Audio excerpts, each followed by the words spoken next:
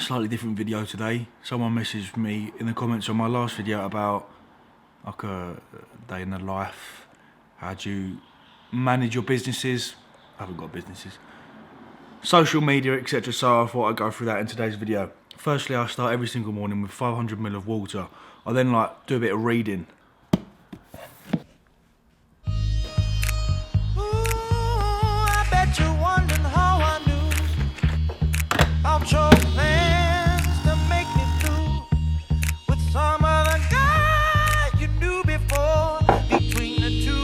I haven't had an arpeggio in ages. Arpeg. It's the morning, she's not happy. So what I do is once I've had my coffee, I then sit at the computer. If I'm going for my morning walk, I'll take a picture on Instagram and then I'll do my 10 questions. And then when I'm having my coffee, I'll answer emails, go over YouTube comments, and I'll also reply to any of the members forum comments on the TM Cycles members site. Once that's done, I then go for my morning walk. God, you know I love you more. It took me by surprise, I must say, when I found out. There we go. Morning walk done to acquire the Danky Dank, the blueberry pancakes from Marks and Spencer's. I'm not, during this off season, steps is the goal, not cardio, but in terms of calories burn 185 on that walk. My goal for each day in an off season is 10k steps. When we go into our deficit for the Ibiza Cup in 4 weeks time, we'll be doing cardio and steps. Let's have some food. When I found out yesterday, don't you know that I heard through the grapevine. So the first meal is just an easy to digest bowl of cereal. Because my pre-workout meals contain a fair amount of carbohydrates, I like to split. So I have my cereal, plan my session, whether that takes like 5 or 10 minutes, let that digest, and I have my second meal. Before that, I have my vitamins and minerals. Dr. Dean's kidney and blood pressure stack, 4 of them. 4 Strom Sports Port Max, not the Neuro. The Neuro's either after a post bout of heavy intense leg training or cardio, or before bed. A super enzyme, I've already taken that, and then just 4,000 milligrams of krill oil. The best naturals. I get these from Amazon. Then once they're all done, we'll have our second breakfast, or our proper breakfast.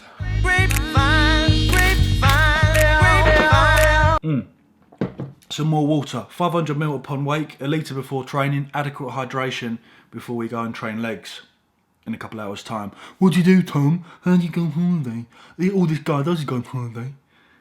Since it's 2019, everyone wants to know everyone's fucking minute bit of business. I'll go through what I do for a living.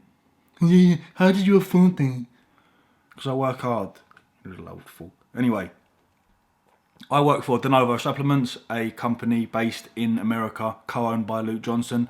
I'm sure you're aware they release the products like Utopia and Suppress, for example. I also work for the PTC, formerly known as Shredded by Science, owned by Luke Johnson. I do the videography work for them. I do the editing. I also do the social media. So that's my bit of work as well from them. I have my member site. I am a sponsored Insight athlete. I am an online coach.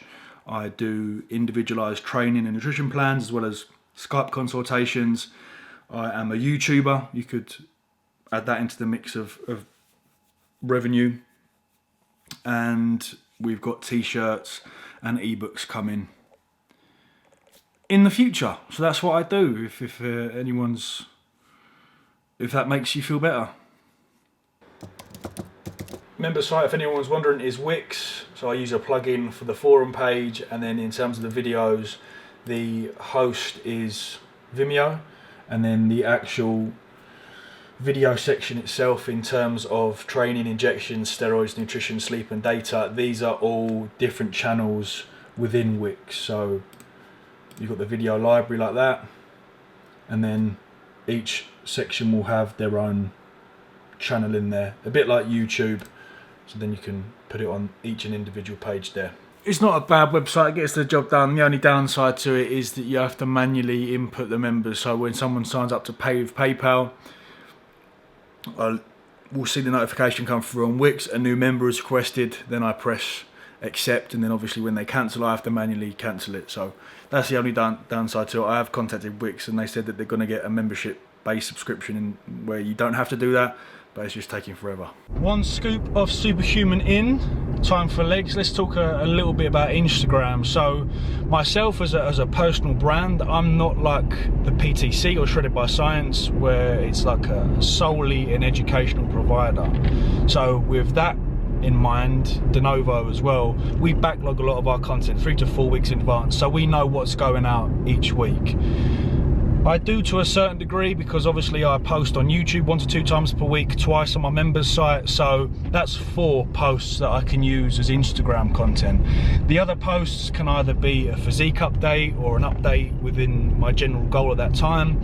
It could be me in the gym, so an update on a particular lift. What I would say is those that are in the fitness industry, take full fucking advantage of when you're contest prepping or dieting. The amount of reach and engagement you get when you are shredded or getting shredded is so much more than off season. My off season posts, I have to really scrape the barrel for content because generally people aren't too interested in getting big. It's only like a quite niche amount of people. Becoming shredded appeals to a much larger audience. So when you are on contest prep, just hammer it every single day. Every single day. I know it's very, very vain and egotistical to say, but when you're going through those periods of time when you're getting conditioned, that's when a very, very large amount of your following will increase and shoot up. In both aspects. On YouTube as well, my followers and my subscribers per week go up to 1,000. When I'm on off season, they're around the 500, 600. So there's just a few tips on Instagram. In terms of how to Instagram, it's going to be one of my videos on the members site, so that's coming soon. There'll be a variety of videos about, you know, YouTube growth and Instagram growth, and also online coaching and different methods that you can use and particularly implement in your own business. So that's coming to the members site very, very soon. I'm absolutely sweating, so I've got legs now. A fantastic leg session. My quads were still slightly domed, ever so slightly from the session on Saturday with Lou and Joe, but the additional work today and the blood flow to that area would have potentially helped benefit those DOMs. So we'll see tomorrow. Post-workout meal now, then we'll go to the park and do what I've been doing for the last couple of days and just lying in the sun 15-20 minutes, having a fantastic effect on my sleep. And while we're there, we'll also talk a little bit about sort of staying motivated during, you know, for those that are in the industry or like in business. It's probably not the best idea to go into a park alone with a big camera, especially if there's kids about. The park, mate, oh fucking hell, Tom. It's absolutely lovely, just chilling out for like 15-20 minutes doing sweet fuck all. I feel like Joey D back in the early days when he used to match girls on Tinder and take them to the park. Just made him sound like a right pervert then. That's not like a weird thing. He didn't like take him to the park and like kill them. Those that know have seen the YouTube videos.